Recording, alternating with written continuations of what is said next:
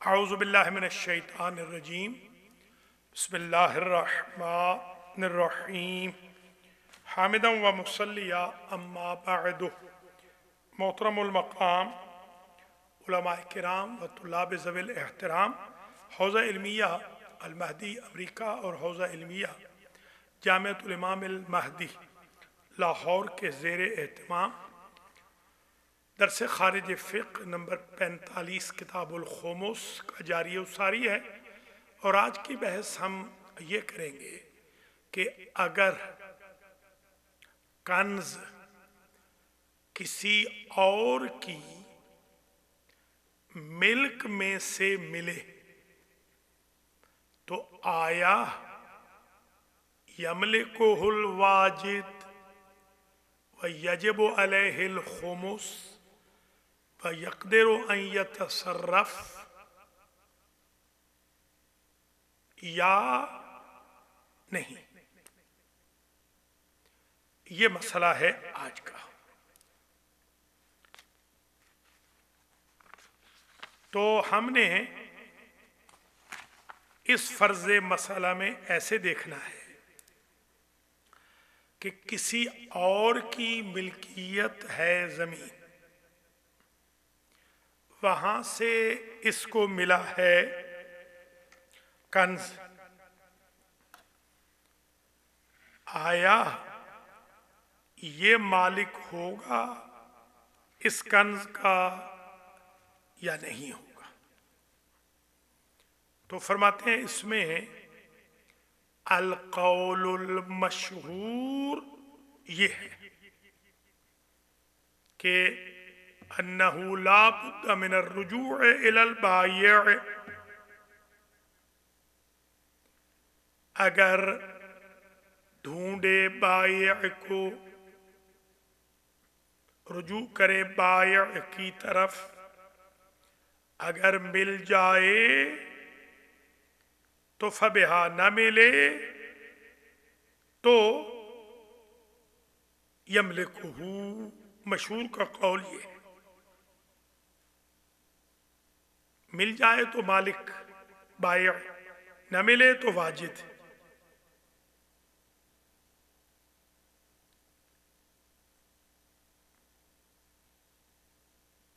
اگر مجہول المالک شمار ہوا، مشہور میں یہ کہہ رہے ہیں کہ اگر یأس ہو وصول مالک کی تو مجہول المالک تصور کیا جائے، ان یتصدقا، مال کو تصدق کر دے، یہ مشہور کا قول ہے۔ تفصیل یوں ہوگی، اگر مالک کو نہ پہنچے اور اثر اسلام بھی نہیں ہے، سکہ راج الوقت نہیں ہے، فالکنز لواجدہ، اثر اسلام ہے تو بعض نے کہا ہے لقطہ شمار ہوگا، بعض نے کہا ہے للواجد، کما قال استاذنا المشکینی رحمہ اللہ۔ عروہ میں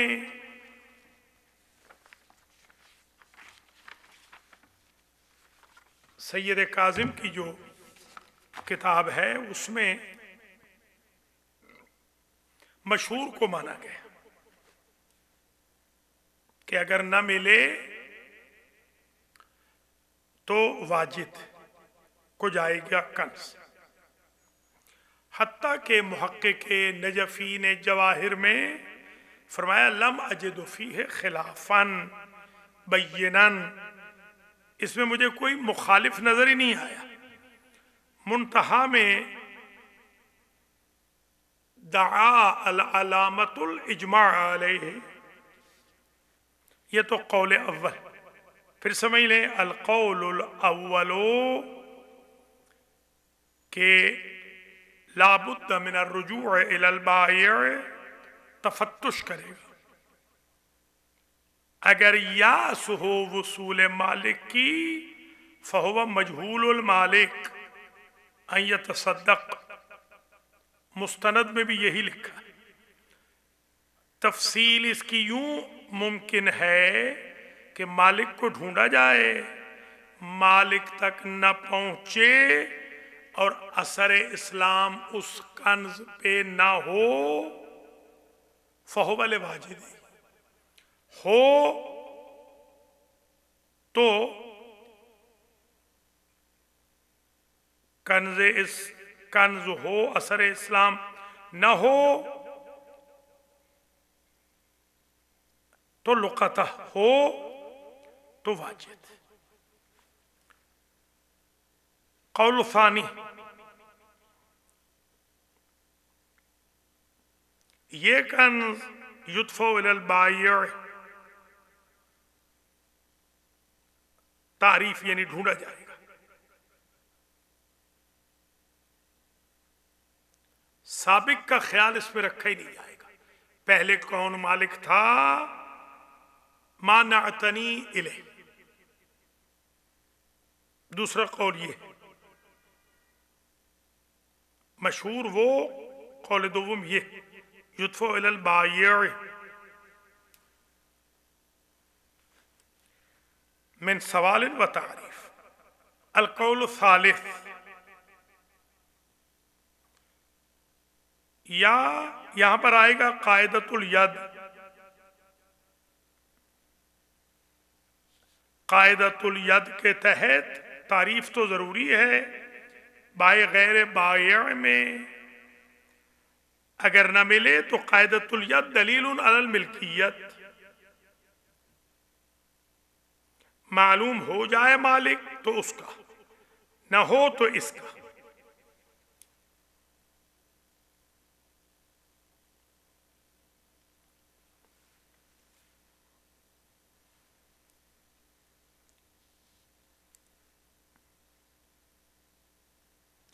عمدہ قول، جو اہم قول ہے وہ یہ ہے جو مشہور کا ہے،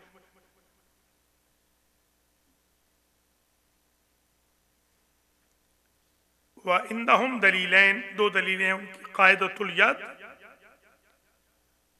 وروایات مخصوصہ۔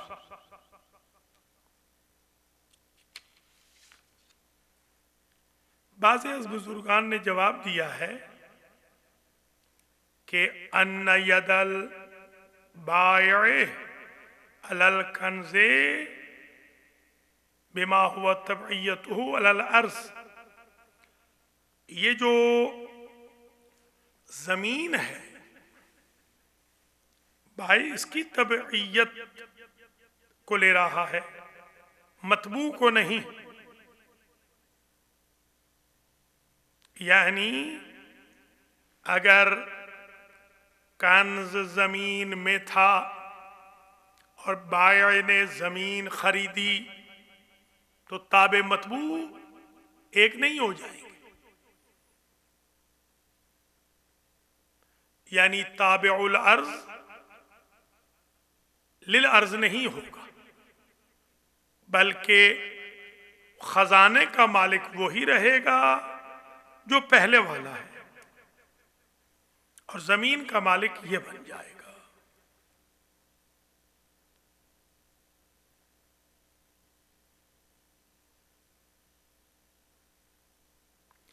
پس یلزم تقدیم البائع الاول علی الثانی، بائع الارض مالک الارض ہے، لم یملک ماذا فی جوف الارض،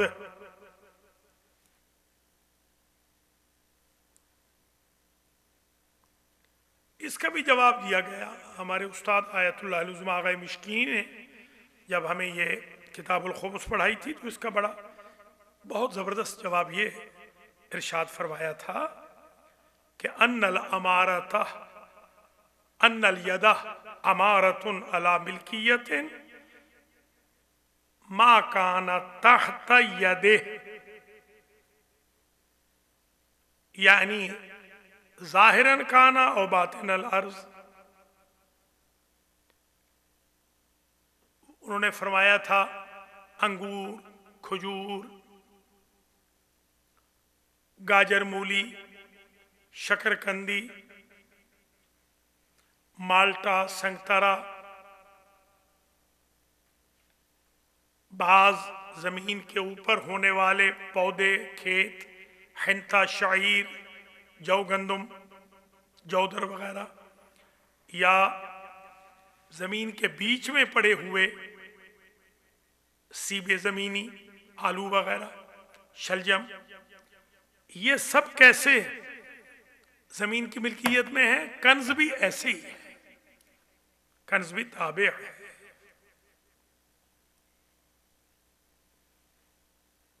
बस अगरचे एतराजात हैं बुजुर्गान के इस मसले में, ताहम हम ये समझते हैं कि हमारा मबना ये है कि बायअ ने जमीन खरीदी है, चौफे जमीन में जो कुछ है वो बायअ का है, फ़िअली का।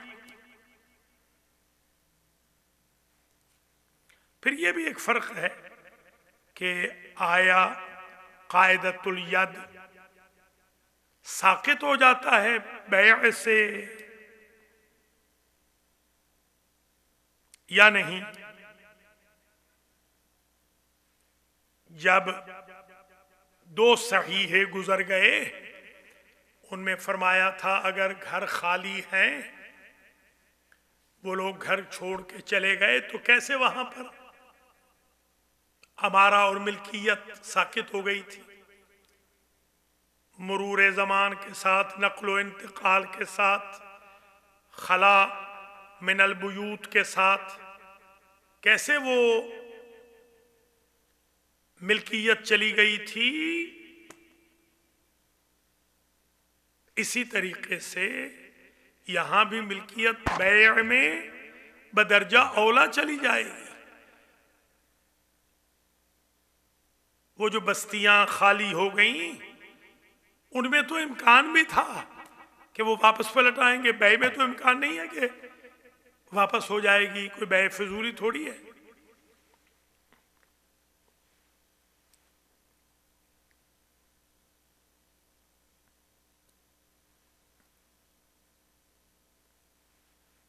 जैसा कि हम आज उसूल में पढ़ रहे थे कि दरअसल मुआतात ही बैय थी, ये सीगा वगैरह तो बाद में आया, उर्फ वाली ही बैय थी, गिव एंड टेक, दादो सितत। ये तो अब आया है कि बे तो इश्तराई तो इजारा बस दे देना ले लेना काफी था। अजर तो अब आया, अभी भी कहाँ रवाज है, अक्सर जगहों में तो आज भी सीगा नहीं पढ़ा जाता। बस अल हक वल इंसाफ ये हुआ कि इस मसला में कि जब बायअ खरीद ले तो खजाना उसका है, न कि साबिक मालिक का। और ये भी हम नहीं मानते कि जमीन खरीदी है, जमीन में जो है वो नहीं खरीदा। जब जमीन खरीदते हैं तो बाग खरीदे जाते हैं या नहीं, पेड़ खरीदे जाते हैं या नहीं, जड़ें खरीदी जाती हैं या नहीं, तो ये उसी तरह है। फिर यद के बारे में एक ये भी मसला है कि यद अलल कुल्ली साबित है, ट्रांसफर भी अलल कुल्ली होगी, सुकूत भी अलल कुल्ली होगा। ये तो नहीं होगा कि 3 उंगलियां हैं और 2 नहीं है, ऐसे थोड़ी होगा। जैसे इतलाकुल जुज़ अलल कुल होता है कि जो हाथ यतीम के सर पे फिर जाएगा तो उस हाथ को अल्लाह जहन्नम में नहीं जलाएगा। क्या मतलब है कि हाथ को काट देगा? वो जो सहीहतैन थे उनमें कैसे मिल्कियत चली गई थी खरेबा में, इसी तरीके से यहां पर भी मिल्कियत चली गई। आज का दर्स इतना ही है, खुलासा बयान करें एक दफा फिर और आपसे इजाजत लें। दर्स नंबर 45 में हमने ये पढ़ा, अगर किसी और की मिल्कियत हो, किसी और की मिल्कियत है, वहां से खजाना मिला है, अगर तो ये बायअ है واجد تو اس کا ہوگا مختار قول یہی ہے، اور اگر بایع نہیں ہے اور اثر اسلام ہے تو یا لقطہ ہوگا یا واجد کے لیے، مالک نہیں ہے اثر اسلام بھی نہیں ہے فہو لواجد ہی۔ علماء نے اس پر، اس مشہور قول پر اجماع کیا ہے، اختلاف اس میں بالکل نہیں ہے، اگرچہ الاقوال فی المسئلہ بہت زیادہ ہیں۔ ید سابقہ ساقط ہوتا ہے یا نہیں؟ ہم کہیں گے بالکل ہوتا ہے، جب بستیاں اجڑ جائیں تو ہوتا ہے، تو بیع و شراء میں کیسے نہیں ہوگا؟ اور اگر کسی کی ملک ہے تو ظاہر ہے کہ کنز بھی اسی کا ہوگا، واجد کا نہیں ہوگا۔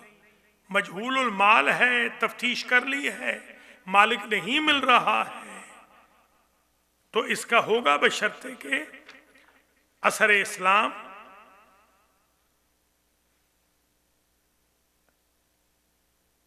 نہ ہو۔ اثر اسلام ہو تو اختلاف ہے لقطہ میں یا واجد میں۔